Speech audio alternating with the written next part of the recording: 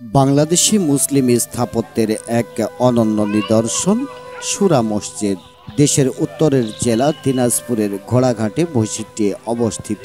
প্রাচীন স্থাপত্যের সাক্ষী এ মসজিদটি প্রায় ৫৫০ বছর আগে নির্মিত বলে ধারণা করা হচ্ছে।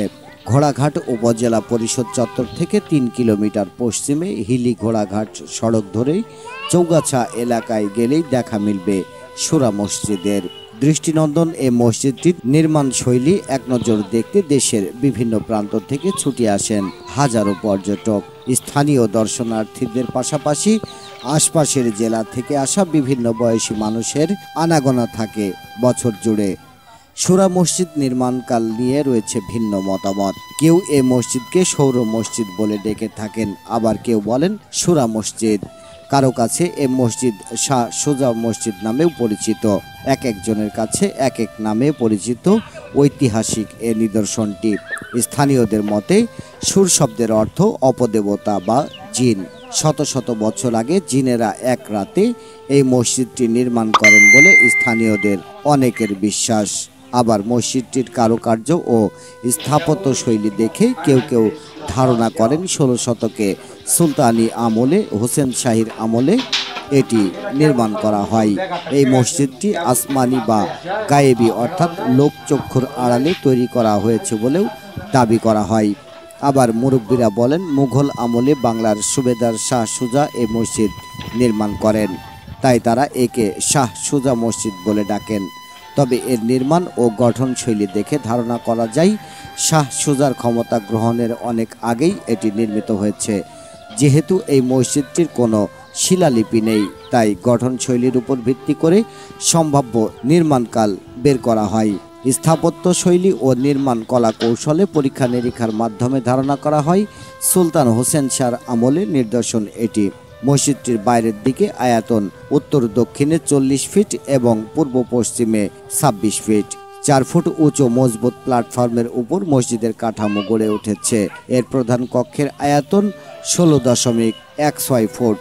প্রধান কক্ষের সঙ্গে যুক্ত আছে ৬ ফুট প্রশস্ত রাস্তা। পুরা মসজিদের দেওয়ালে অসংখ্য খোপ কাটা মৌলিক টেরাকোটার অলঙ্করণ, যা এর ইমারতের বাহ্যিক সৌন্দর্যকে বাড়িয়ে দিয়েছে।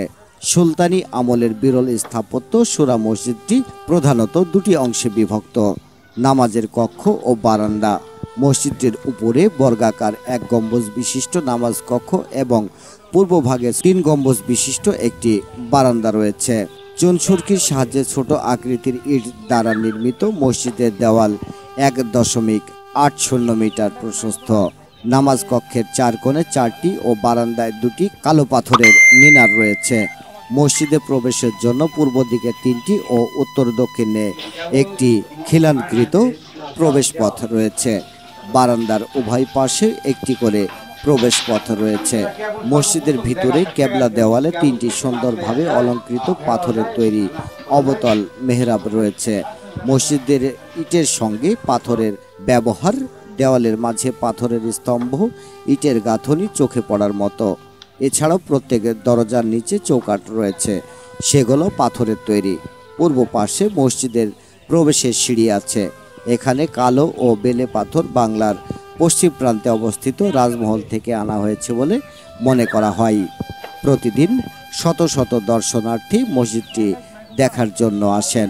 অনেকে নিজেদের বিভিন্ন মানত পূরণ করার জন্য এখানে এসে রান্না করে আশেপাশের লোকজনকে খাওয়ান।